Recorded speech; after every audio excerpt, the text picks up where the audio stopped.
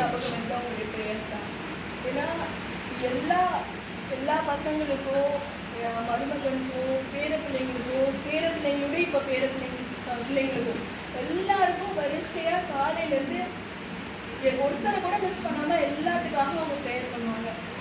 எனக்கு ஸ்பெசிஃபிக்காக நான் ஜாப் ஜாயின் பண்ணும்போது எனக்கு நான் இன்டர்வியூ பேனல்லேருந்து வெளியில் வர வரைக்கும் அவங்க சாப்பிடவே இல்லை. அதே மாதிரி தான் ஜோஹன் பறக்கும் போதும் எனக்கு காம்ப்ளிகேஷன்ஸ் இருக்குது, ஒரு 2 hours கழிச்சு தான் வெளியில் வருவான்னு சொல்ல வரைக்கும் அவங்க ஃபுல்லாக ப்ரேயர் பண்ணிட்டு தான் இருந்தாங்க. So I would say like நம்ம ஃபேமிலியில் இருக்கிற எல்லாருடைய ஒவ்வொரு ப்ராப்ளம்ஸ்க்கு பிஹைண்ட் அவங்களுடைய ப்ரேயர்ஸ் இருக்குங்க. ஸோ இப்படி ஒரு ஒரு ஒரு பெரிய பில்லர் மாதிரி நமக்காக ப்ரேயர் பண்ணிகிட்டே இருக்கிறது it's a great blessing to each and every one of us. And அடுத்தது வந்து எல்லாரும் சொன்ன மாதிரி பாட்டிமாவுடைய சமையல். அம்மா என்னதான் குழம்பு வச்சாலும் பாட்டிமாவுடைய அந்த மீன் குழம்புக்கு மேட்ச் ஆகாதுன்னு தான் நான் சொல்லுவேன். அதுவும் நானும் நிர்மலும் நிறைய என்ஜாய் பண்ணியிருக்கோம். நாங்கள் காலேஜ் டேஸ் இருக்கும்போது சித்தியும் ஊரில் இருந்தாங்க, அம்மாவும் ஊரில் இருந்தாங்க. ஸோ எவ்ரி வீக்கெண்ட் நாங்கள் 2 பேரும் ஓடி வந்துடுவோம். நாங்கள் என்ன வந்தாலும் வேணாம் சொன்னாலும் பாட்டிமா கேட்கவே மாட்டாங்க. காலையில் ஒரு குழம்பு, ஈவினிங் வேறு ஏதாவது ஃப்ரைன்னு எப்படியும் சாப்பிட வைக்காம இருக்கவே மாட்டாங்க.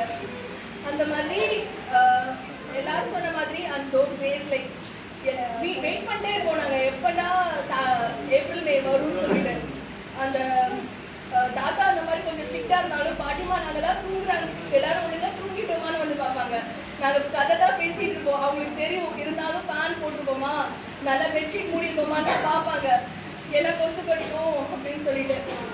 அடுத்த நாள் காலையிலும் கண்டிப்பாக எல்லாரும் லேட்டாக தான் எழுந்திப்போம். பட் பாட்டிமாக்கு தெரியும் நாங்கள் லேட்டாக தான் எழுந்திப்போம், லேட்டாக தான் தூங்கணும்னு சொல்லிட்டு.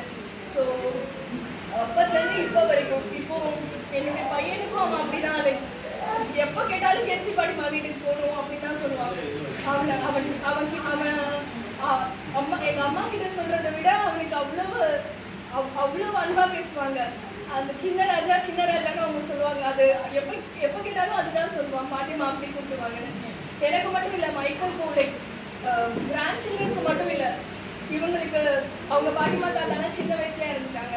பட் பாட்டிமா பேசுறது கேட்டு அவ்வளோ ஃபீல் பண்ணுவாங்க. லைக் இப்படி எனக்கு ஒரு பாட்டிமா வந்து அந்த அன்பு இப்போ நான் ருசிக்கிறேன் அப்படின்னு சொல்லுவாங்க. பாட்டிக்கிட்ட எப்பெல்லாம் பேசுகிறாங்களோ அவங்க சொல்லுவாங்க, எனக்கு அப்படி ஃபீல் ஆகுது, எனக்கு இப்போ எனக்கு பாட்டி தாத்தா இருக்கிற மாதிரி எனக்கு ஃபீல் ஆகுதுன்னு சொல்லுவாங்க. பாட்டிமா கிட்ட பார்த்து இன்னும் ஒரு பெரிய விஷயம்னா அவங்களுடைய ஃபெய்த். ஒரு கால் அடி எடுத்து வைக்கும் போது கூட ஆண்டவருடைய வசனத்தை சொல்லிட்டு அவங்க காலை கீழே எடுத்து வைக்கிறத நான் பார்த்துருக்கேன். என் காலை தள்ளாட விடாதீங்கன்னு சொல்லுவாங்க, அப்போ அவங்களுக்கு ஒரு ஸ்ட்ரென்த் வரும்னு சொல்லுவாங்க. இதெல்லாம் வந்து லைவாக நான் பார்த்துருக்கேன். லைக் நான் இந்த வசனம் நான் கேட்டிருக்கேன், பட் ஆனால் அதை நான் யூஸ் பண்ணணும்னு நான் யோசிச்சதில்லை. ஆனால் பாட்டிமா அந்த காலை எடுத்து கீழே வைக்கும் போது அந்த வசனத்தை சொல்லுவாங்க. ஸோ அதெல்லாம் நம்மளுக்கு ஒரு இப்படிதான் லைஃப்ல நம்ம ஃபாலோ பண்ணணும் அப்படிங்கிறத நான் பாட்டிமா கிட்ட நிறைய கற்றுக்கிட்டேன். அந்த மாதிரி டிசிப்ளின் லைக் 3 பொண்ணுங்க பையன் எல்லாருமே அந்த ஒரு ரூல்ஸோட இப்படி இருக்கணும் அப்படின்னு சொல்லி வளர்க்குறது ஒரு பெரிய விஷயம். அதுவும் எனக்கு இப்போ தெரியும். என்ன சொன்னாலும் கேட்க மாட்டேங்கிறாங்க. பட் ஆனால் எப்படி உங்களை எல்லாரையும் அப்படி வளர்த்தாங்கன்னே எங்களுக்கு தெரியல. ஸோ பாட்டிமா நீங்கள் கூட இன்னும் நிறைய வருஷத்துல எங்களுக்காக ப்ரேயர் பண்ணி எங்களுக்கு லெஸ் பண்ணணும்.